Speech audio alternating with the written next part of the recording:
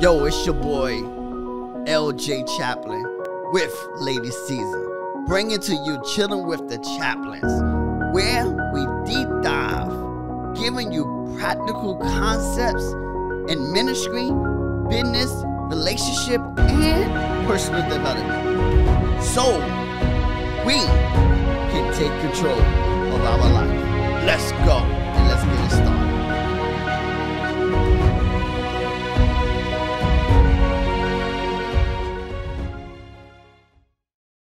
Welcome to Chilling with the Chaplins. I'm LJ with my lovely wife, the one and only Lady Siza. So, sweetheart, what happened to the notion it takes a village to raise a child?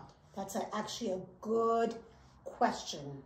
Well, let me start off here. What is that notion? What does it actually mean? This is actually an African proverb. Yes. That's been in existence for a long time ago, not just in Africa, but throughout the world, actually, even in America, where it basically means that an entire community of people must provide for and interact positively with children, not just yours children, but with children within the community for them to experience and grow in a safe and healthy environment. Mm-hmm. Now, if you look at that, it basically means, in just a lay language, because that was just a definition, and it basically means that your child is my child and my child is your child. When you see my child doing something that's wrong or that's not supposed to be happening, you can actually intervene and do something about it. And when vice versa. But now that notion actually nowadays kind of no longer exists. It's actually looked upon in a different manner because of the society that we actually live in. Have you experienced that such a thing in the US as well, where it's no longer a community raising a child? Or actually, I should ask, do you also follow the same notion in the US? Because in Africa, that's how I grew up, where my neighbor was more like my family, and whatever they say as adults, I would actually take and not even be mad about it, because it would be like my own parent is actually telling me what they say. In America, did you go through the same thing? Yes, we did, and I did. You know, but I like something, because you said something that was so critical that I just caught. You said positively interact. Yeah. That's the key word. Yeah. Positively interact. And so today we lost that. But the truth of the matter is, just hold that thought. Yes. Is that, yes, society is not safer now. I cannot trust my children entirely with my next door neighbor, to be honest, because there's so many rapists and pedophiles and murderers out there. So really, going back to this notion, you got to be able to choose your environment, your society, and even your village. But that notion is still much alive. But you just have to choose your village, because it could be your extended family. It could be the schooling system, or the mentors, whatever. But you can actually select that village, because I believe that you cannot raise a child by yourself. No, you can't. Healthily and positively. Yes. Go back and so positively interact. Now, one thing I know growing up when I was a child, I used to hate it because my mother, you know, she was so quick to tell everybody when I went to school, or even the crossing guards, if my son do anything that disrespectful, you have my permission to beat him. And so I hated that. And you know, did you used to get the beating? No, they didn't. I think a few people tried it. A few teachers tried it, and one crossing guard did try it or whatever. But I hated it because, you know, I'm like, come on, man, are you for real? So yeah, cause I was a bad little boy, you know, growing up. So I did get in trouble a lot, but I did dislike it. But yeah, so we did experience that where. But looking parents. back now, LJ, you think it was a good thing because they were actually looking out for you. Yes. You know, because if it wasn't for that, you would get away with murder. Yeah. And so because of that, like I said, and see, and it made her a better person. And see now, I think later on, the people in our generation felt like when we had children, we're not gonna raise our children the way how our parents raised us, not realizing that that was better for us. And now we raise and spoil your children. And the Bible let us know that if you spare the rod, you spoil the child. Sure do. And so what happened was we developed a spoiled generation where now we can't even, now people are afraid to discipline your child, because they're like, oh, you better not touch my child, you better not talk to my child. And so now we raising a disrespect generation, because now we can't positively interact with the children of today, because we are so afraid of the children and of the parents. So because I think it used to be such a beautiful way of just being brought up, actually, where you knew that if a grown-up in the neighborhood saw you do something, well, even before your mom comes back from work, you are in deep trouble. They were given the permission, maybe not verbally like your mom did, but they knew that they could actually be the disciplinary at that point in time. And that avoided a lot of... You got two beatings. You got one for them and one for your parents. Listen, because that neighbor is going to go and tell your mom that I beat your child because they did 1, 2, 3. And so you would be afraid to even go home.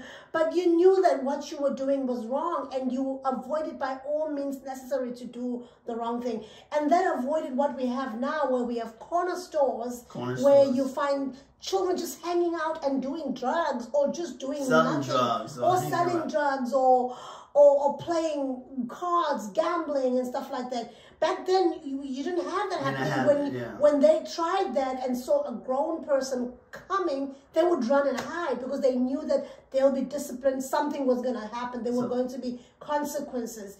And it's just so sad that it's happening in that way now, because now we've left our children to the vultures of the police. And especially to a black boy child, where both in our countries, they are under a huge amount of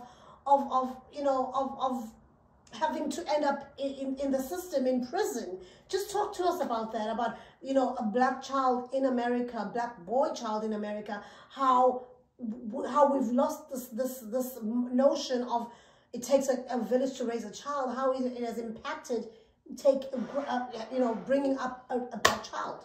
It's impacted, black people, because we lost touch with our children. We lost touch with our black men, our black brothers. Even years ago, if a young man, a little boy was look like they could do something or be something, even the people on the street corners would say, no, this is not for you.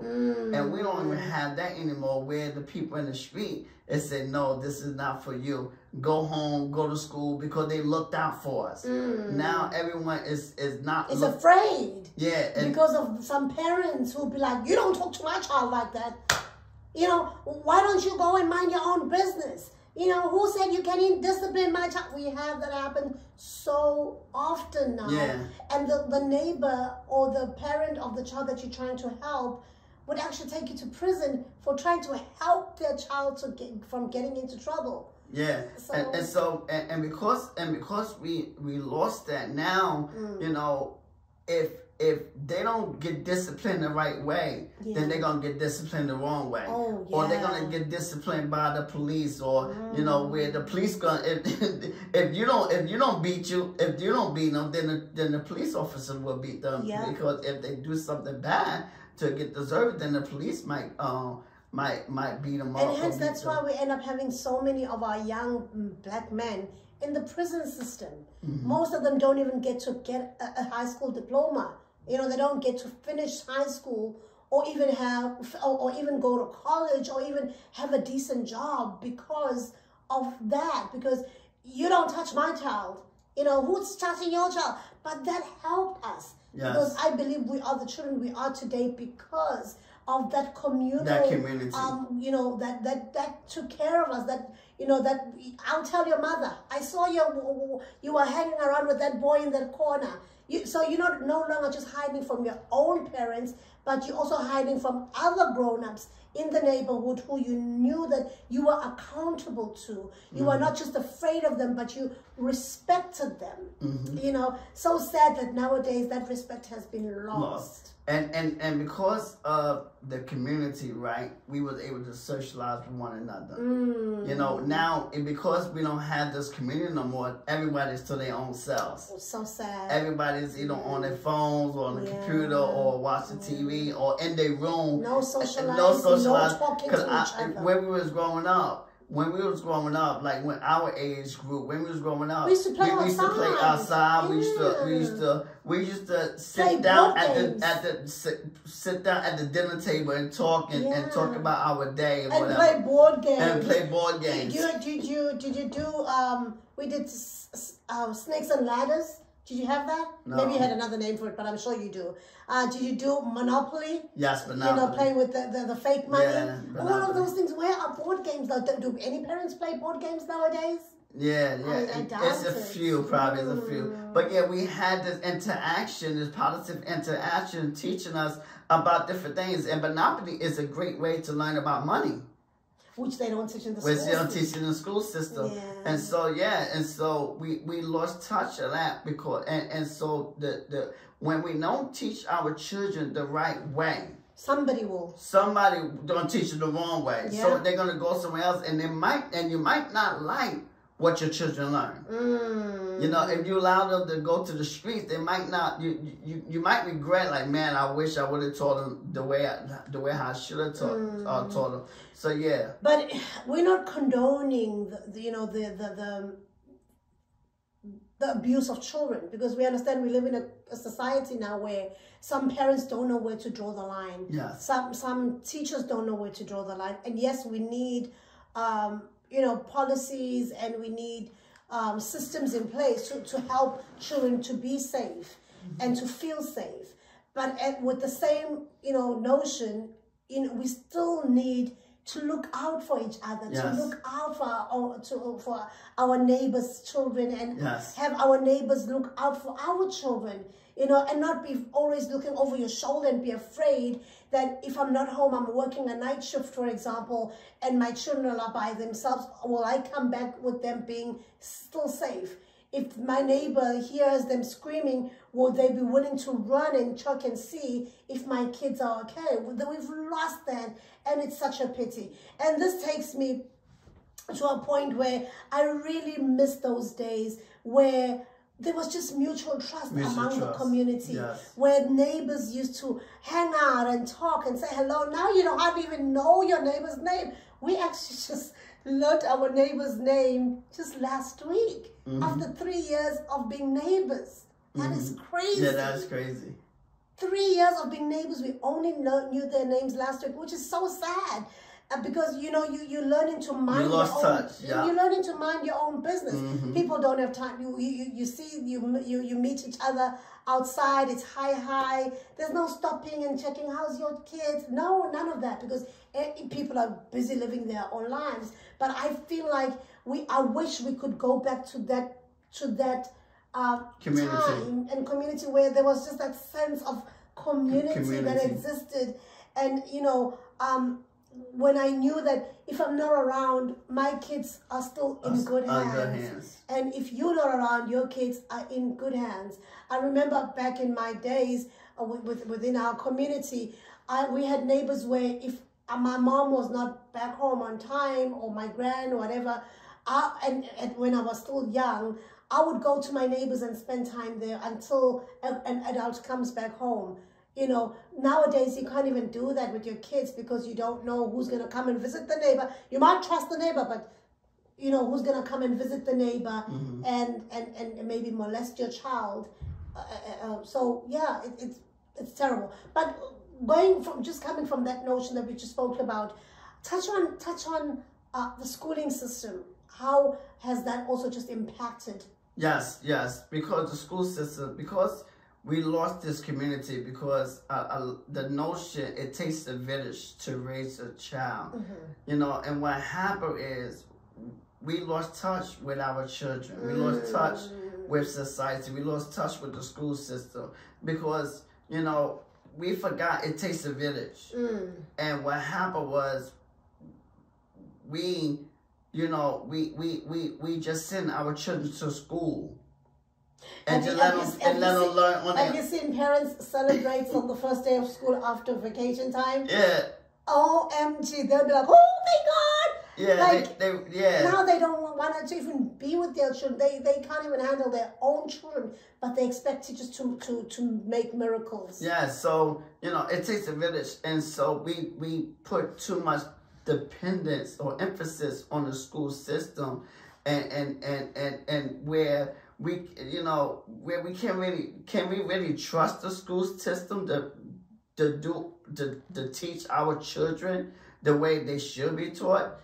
Because we realize some teachers is just there for the paycheck. Sadly. And so actually most teachers now. Yeah, most and teachers. For the vacation time Yeah. and the benefits that come of being a teacher. So you really have a teacher that's really good, that really gonna take time out with your children to teach them the right way. So that's why it takes a village to raise a child, because it's up to you as a parent. It's up to us as a parent to make sure our children is getting a proper education. And so even after the schooling hours. Even after the schooling hours. You know, while they go to school, but when they come home, you continue in their education. You continue their teaching. But you just don't sit them off and let them go play and let them do this. You make sure or hand them iPads. Yeah. You know, but most kids are being babysat by iPads and Netflix nowadays. Yeah. You know? But I want to ask you, I'll just piggyback on what you said. What happens in an instant where the parent doesn't have the literacy foundation as well? They haven't been they don't even have a high school diploma. Maybe they're illiterate, because we still have parents who are illiterate at this day and age. Parent has no college background, and they don't know what's happening in their child's schooling. Not because they don't want to help, but they just don't have the means in themselves to assist the child. How can a community come in that sense and assist that child? Because I think some parents feel like, if I can do it, then nobody can. What do you think? What's your take? And I agree, because some people don't have, especially though, like in our generation, a lot of our parents wasn't fortunate as we were today. You know, they wasn't able to go to work. Right. I mean, they wasn't able to go to school because they had to work in the fields. They had to, you know. Well, much older parents. Yeah, much older. They were sharecroppers. Because my parents is much younger.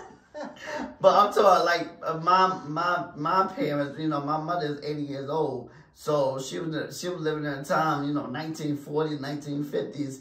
It was rough for the black people in the 50s and 40s, especially you from the South. My mother from the South, she from Augusta, Georgia. So, you know, it was rough back down there. And so, you know, they didn't get the proper education as they learned a little bit, but they didn't get the proper education that we able to get now, today. So, you know, for those so I would say avoid that situation. Yeah, I would say exposure is everything. It's being exposed. You know, and so what happens to children who have parents that have literacy challenges? So you're saying they must expose their children to more things? They have to expose their children, because if you don't have the literacy, then you have to expose your children to an area, you know, because I know, even though a lot of times you might not know it, but because you experienced some things, you know, you didn't know some things. So even though you don't know how to do it, you go point your children in the right direction where to go. So, or even call out to a nephew, a niece, a neighbor, even who, you know, has been to college, has a high school diploma, who can and is willing to assist your children. Don't just be in your little corner and say, but I don't know what to do. There's always help out there. Even in schools now, fortunately, there's social workers, you know, there's people who are willing to actually help your child to go the right direction. Yes. So, you know, I want to also just add that in South Africa, in this day and age, we have parents who are still going through literacy challenges as well. You know, we have the domestic workers, people who end up working in people's homes because they couldn't afford to go to school or to go to proper schools, or they had to drop out of school for whatever reason, and they couldn't find that good job. So it's not just people who worked in the fields or, you know, who had it rough way back in the 1940s or 50s, 60s. Or 50s. But also in this day and age, we have people who are working. Yeah, even now, you know, we have people who are working in retail, who are working in restaurants, who just don't have the time to sit down and be with their children because they're working back-to-back, you know, shifts. They always at work trying to put food on the table and pay the bills.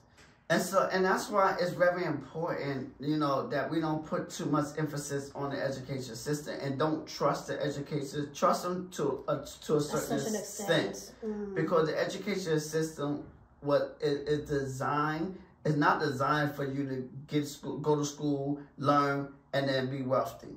It's designed so that you get education and take you right back into the system to get a college, get a job, get in debt because of student loans, retire, and that's it. And I'm just looking at the years that you spend actually in school. We're not against school. Listen, we got masters, and I want to go for my PhD. Right. So we for school, but we're just saying that your school is good as a background, but don't put all your eggs in one basket.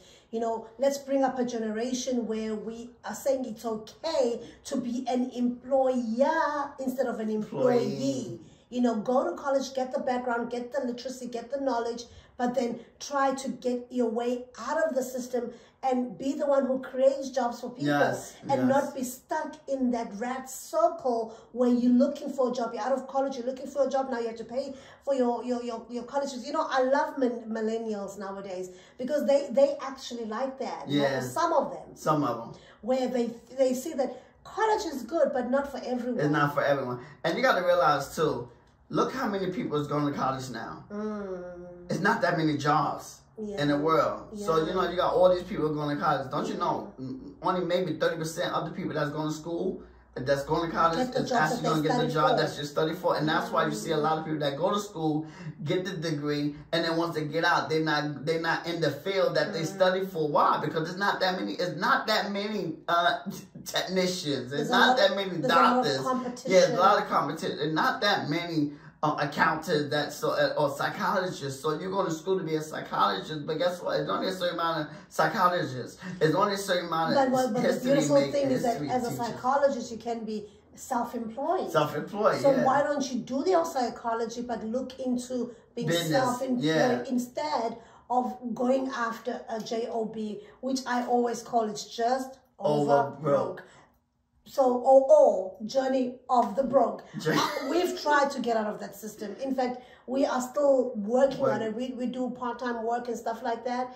And as we move forward into expanding our businesses this year, but because we've seen that rat system, it's just a cycle, that is going to absorb you. You're working a job and you've been told when to go to the bathroom, when to take a vacation, whatever. You can't even be there for your children who need you. And that's why we have such rowdy children, because the parents are overworked. But if you work from home, if you are working your own business, you're able to block time and spend time with your children so that they grow up in a loving and nurturing family where parents actually have time for them and speak to them. Now children, they speak to the internet, they speak to the TV, they speak to their friends who are also coming from broken families. So that's why our society is so messed up. And another thing too, that the school system, the reason why it's very important that, you know, we have to be involved with our children learning, because also the school system don't teach us financial literacy. That's a big one. Yeah, it is. And that's why we get out of school in so much debt, because we don't know how to handle money. We don't know how to spend money. We don't know how to use money. We don't know how to save money. You know, and so so we're not involved in learning financial literacy at an early age. We won't understand the value of the dollar. We just go out there, as soon as we make money, we make money, we get the latest fashion. We try to keep up with the Joneses. Why? Because we don't know the importance, and we don't understand financial literacy, and that's why we get in debt. Or not just get in debt, our credit is bad. Because nobody's teaching us these things. And because our parents did it, and they don't know, they had not broken the cycle, we end up doing it, and the cycle just go on. It just go on. Which means that our kids will also do it. And just one last thing before we close is that, you know, as we are speaking about this notion of it takes a village to raise a child, that we have to also just create these boundaries between parents and children. Most parents nowadays are afraid to be parents. They want to be friends with their children. There comes a time for that kind of relationship. Like my mother and I now, we are the best. She's actually my best friend. You know, I go to her about everything, like absolutely everything. And she the same way. Well, some of the things, there's things that she can't tell me, of course, because she's my mom. But when I was growing up, she was a disciplinary. She was authoritative. I was afraid of my mom. I respected my. I thought she didn't even give birth to me for some reason, because she used to be mean. Boy, she used to be. I thought she didn't love me. I even asked, "Do you even love me? Am I even your child?"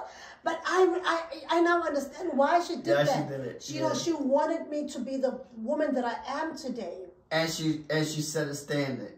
She had a standard. She put a difference. I'm the mother. You're the child. And so you can't talk back to me. You can't just speak to me anyhow. You got to think before you talk to me. And she used to say, "Do you know who you're talking to?" I'd be like, "Oh, okay." You know, and just to, you know, to also close that off, when we talk about, you know, this loss of discipline in families and in our community, we actually experienced that recently in our family back in South Africa, where a child much younger had the audacity to actually hit a grown-up back, and not just physically, but also verbally, had the audacity to, you know, exchange words with the grown-up, not just exchange, but give insults and curse an adult.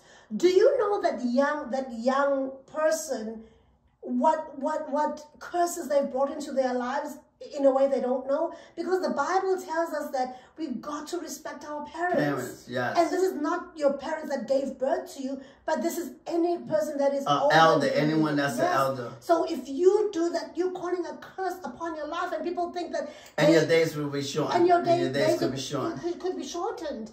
And, you know, you will lose certain blessings because you're not respecting that thing that God has said. He said it for a reason. Respect your parents so that you have a longer life, and you know, and you know, help you just to be blessed. Because when you make your parent or another grown person happy, they will always bless you, my child. You know, and that blessing goes a long way. You know, so I really am for that notion that let's bring it back in our community. Bring it back into our community. In our families. In the church, you know, in our community, so that we can live in a peaceful place where our children are thriving. And that's one thing I would throw in the right community. You know, because we always hear this. You are the average of the 5 people you hang around. And so let's get into the right community. I love community. I really do. And so even as adults, we need to get into the right community that will help us grow, nourish, and flourish. And with our gift, you know. So let's get back into this community and get in this community that where we all can grow and better ourselves. Whatever area you're lacking in, even as an adult, there's no excuse because you're literate. If you lack it in an area, you know, get in a community that can help you grow. Absolutely. That can where you able to see, because like I said, some people learn different. Some people are visual learners. So once you get in that community and you get involved, you'll pick up some things. Yeah, because there's so many societies and community groups out there that actually can add value to your life. So don't just sit in your corner and feel sorry for yourself. Go out there, make a difference, or make a difference in somebody else's life if you have something to give back. Yeah. So as we now done with our session, and we hope you enjoyed that, because it really hits home for both of us as well, because we grew up in that time and we see what's happening around us. And as we plan to have our own children in the near future, we really would love to have our children grow up in an environment where we know that we have our family who has our backs, but not just our families, our neighbors, our communities, etc. So now we've come to the very important part of subscribing to our channel. So how can they get hold of us? You can get hold of me at Lady Siza 1 on Instagram, and you can get hold of LJ. Yes, at Get Inspired by LJ on Instagram and on YouTube as well. Get Inspired by LJ, and subscribe and hit the notification bell and catch some videos every week. You could watch both for us and catch both for us. And if you want to follow us on all channels, at Chilling with the Chaplins on all social medias, TikTok, Facebook, and Instagram, as well as follow us on all the audio platforms, Apple Podcasts, Spotify, Amazon Music, and Google Podcasts. So follow us, give us a 5-star rating, as well as write a review. Another thing too, because we were talking about community, and so I want to ask you, because I am forming a community where everyone, you know, you have an opportunity to connect with us on a deeper level, and we can connect with you on a deeper level, and we could learn what you know, and you can learn from us. And so, you know, we are forming a community. So if you're interested in joining, please let us know in the comment, you know, so that we can find out who's interested, because we are thinking about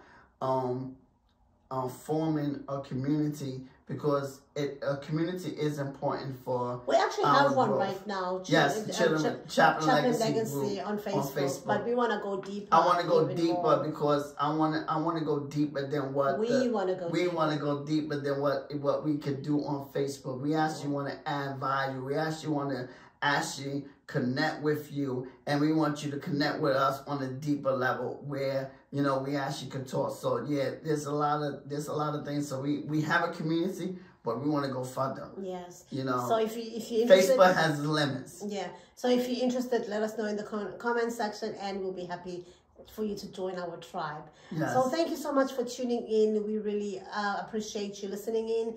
And we will see you next week. We'll see you next week. Vista.